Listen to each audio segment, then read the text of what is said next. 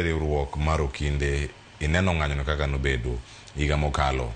Gima ne okelo ng'anyo ni in ka irange dobe ni nango maduong' ahinya mane otimore higa mokalo dwe mar 6 tarik 25. Ma iwacho ni kaka nochope climax nikech nitie jok mane ochaki tarik 20 mane otimre rapar mar tich abich mokalo.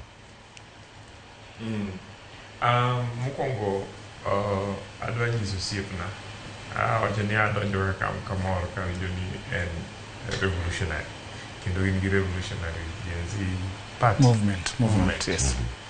Ni one of the greatest revolutionaries niluongo ni Mao Zedong nowacho ni no research, no right to speak. So it is important ni ka gidwa bedo revolutionaries to nyaka gitim research mondo ka giloso to gilos based on authority. The reality en ni by the time mane ng'anyo timore, the issues mane nitie the original finance bill mane jopinyo complain about no segol almost all of them. So that finance bill mane nitie ne en finance bill mane reflect paro mane wuok ng'enyne to a great extent paro mane wuok a public participation. But nikech the environment had been poisoned and nikech nyithindwa mane wuok oko no bedo misled gi Josiasa mane pachgi nok en loso of finance bill mondo bed maber, but ne en kelo maundu to kod loko serikal ne kokubet. Unfortunately yuarruok nobet e kinde kijindewa matindo to gi police ma nowuok ni mwandu nokethore ji notho, especially jomatindo.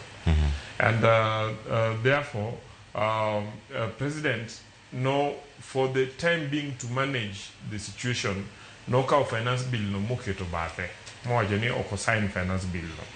So the meaning mar not signing his finance bill and ni never continue to finance bill mane wan go from 2023. But at the same time, president no ochako vunjo because not only there could be a deeper problem than problem mar finance bill here. A deeper problem and ni Kenya ne chalo mokoriwore.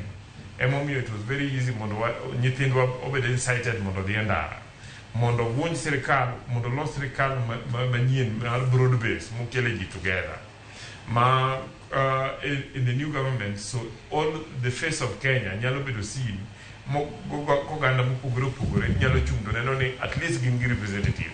The representation of the miyo oganda mopogore opogore neno ka gik ma gidwaro ni mondo otimore nyaka jomatindo. Minister mar water en ng'ama tin. And therefore I feel me, yes, the native misunderstanding. Secondly, ne Josiasa moko no kaw advantage mar gima ne timore.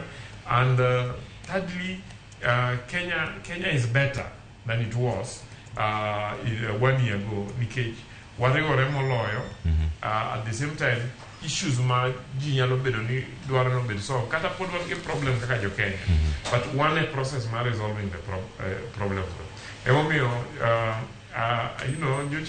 last week ngeni ncha wan state house kaka leaders mo Kisumu to ne wa gi development package mo duko ne jowa and nyiso ji ni chon wan na ka gwendi moko ne de kanyo to mo gi mo telo turwi deponi mag the one opportunity the one be inyalo yawnwa gate no kwadwo. That is part of inclusion. Erokamano yanga biro mondo mi mapenji kanyo ber ma ponono no biro tok ka ng'anyo ni ne osetim